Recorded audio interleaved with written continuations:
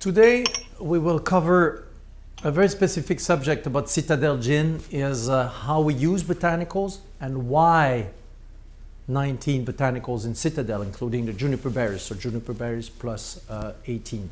It is sometimes intriguing because you sometimes see more newer gin right now that use a whole array of botanicals, and when you taste it you see more the botanicals than the juniper berries.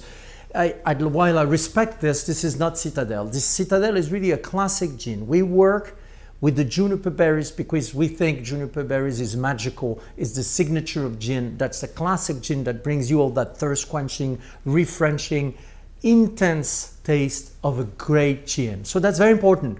The only thing though is that juniper berries tends to be sharp and sometimes one-dimensional. And the great gins of the past actually used the other botanicals not to hide the juniper berries, not at all, to actually underline it, just as a support, a little bit like a stand on which the statue is. And that's the way, it's a technique here we call enhancement. We want to enhance the quality and the complexity, I should say, of the gin. So we use, let me just explain. For example, we use fennel with the juniper berries because it will complete the notes of this freshness, but a little more vegetally. We use a tiny little bit of star anise in such a way that you don't taste it really, but it's there. It's telling you something, a sense of pleasure when you drink it, but it's there. We use a little bit of lemon peel, a little bit of orange peel to add little citrus notes. We use cinnamon.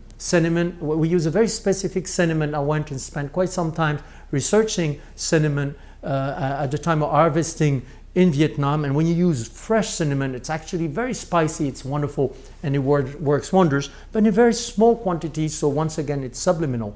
And like this, you can uplift the taste and the complexity and the finesse of a gin that's full dimensional. Now, if you look at a bottle in Citadel, you see all the botanicals that are on the label.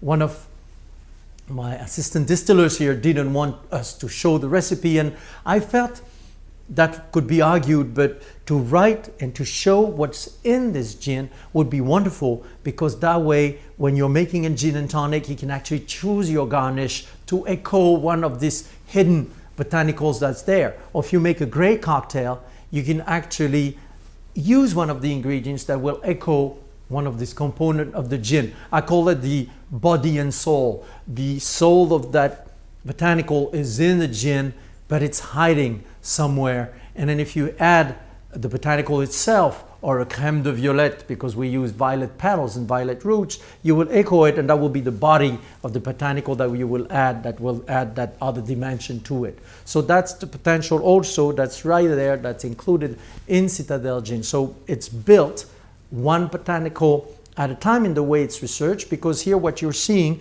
is we micro distilling every botanical every season of distilling. Remember, Citadel is distilled, it's a seasonal gin. We distill it in the spring, and every botanical is pre-tested. We choose which farm we are going to buy from every year, depending on what the weather and the care that was given to these botanicals. And the quality of each is very important. For example, these are juniper berries. We want them to be really ripe and well sun-dried. We want no more humidity than 15 to 17%, and we want them to be really flavorful, and that's very, very important, and also full of essential oils. That's important as well. Remember, Citadel is distilled in an open flame, a naked flame, and and also with the lowest swarm neck to extract a lot of these essential oils that creates that really rich taste experience of a great gin. So that's what we're doing. So we're doing different infusions here, and as they're being done, we micro distill, testing what the product tastes like. And then we choose this, we batch these botanicals, we infuse them in another step that is called the progressive infusion and cold progressive infusion. That's a signature technique of Citadel. The botanicals are not just thrown in the pot still and distilled like a lot of gins. What we do at Citadel, it's a cold infusion, a little bit like you have the cold pressing for an olive oil. And in that case, we do a cold infusion one step at a time.